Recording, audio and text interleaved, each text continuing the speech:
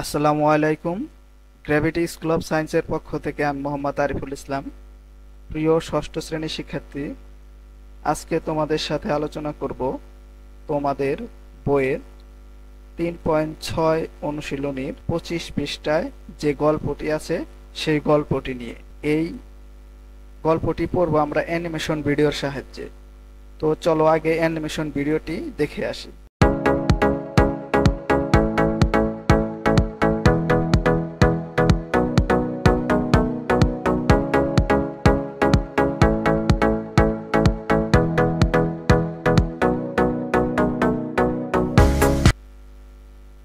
তো animation video থেকে আমরা দেখতে পেলাম কিছু সংখ্যক গরু একটি মাঠে রয়েছে এবং একটি রাখাল বালক ও বৃদ্ধ লোকের সাথে কথোপকথন হচ্ছে। তো চলো মূল বই ফিরে যাই, সেখানে কি আলোচনা করা হয়েছে বা গল্পটি কি আমরা দেখে আসি। গল্পটির নাম হচ্ছে ফিউচার লাইস ইন প্রেজেন্ট। ভবিষ্যৎ বর্তমানের মধ্যেই নিহিত। তো চলো আমরা এখন মূল গল্পে ফিরে যাই। One day, a cowboy was taking his cows to get to the nearest field. একদিন এক রাখাল বালক তার গরুর পাল নিয়ে নিকটস্থ মাঠে রওনা হলো। On his way, he met an old wise man with an umbrella.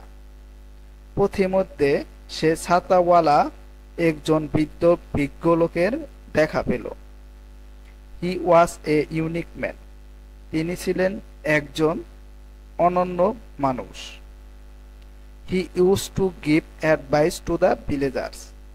The villagers came to him regularly for advice. গ্রামের লোকেরা তার কাছে নিয়মিত উপদেশ নিতে আসতো।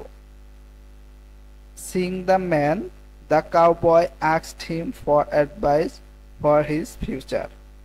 লোকটিকে দেখে রাখাল বালক তার ভবিষ্যতের জন্য উপদেশ চাইলেন।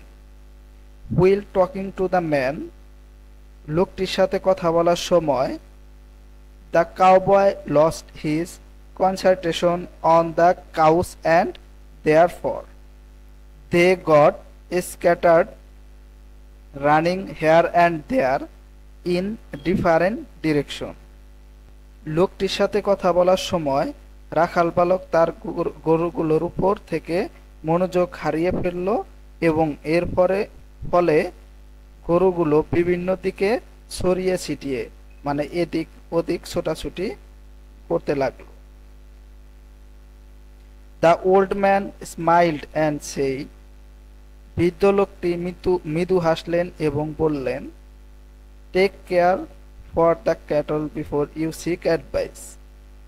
উপদেশ চাওয়ার আগে তোমার গবাদি পশুর দিকে খেয়াল করো।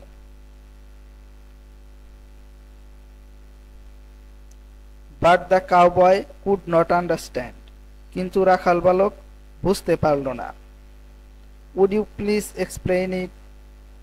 He asked the wise man. আপনি কি দয়া করে এটা ব্যাখ্যা করবেন? সে বিজ্ঞ লোকটিকে জিজ্ঞাসা করল। The wise man told the cowboy, your present leads you to the future. লোকটি রাখাল বালককে বললেন, তোমার বর্তমানই তোমাকে ভবিষ্যতের দিকে পরিচালিত করবে। তো আজকের গল্পটি এই পর্যন্তই। আশা করি গল্পটি বাংলা অনুবাদ সহ তোমরা বুঝতে পেরেছো।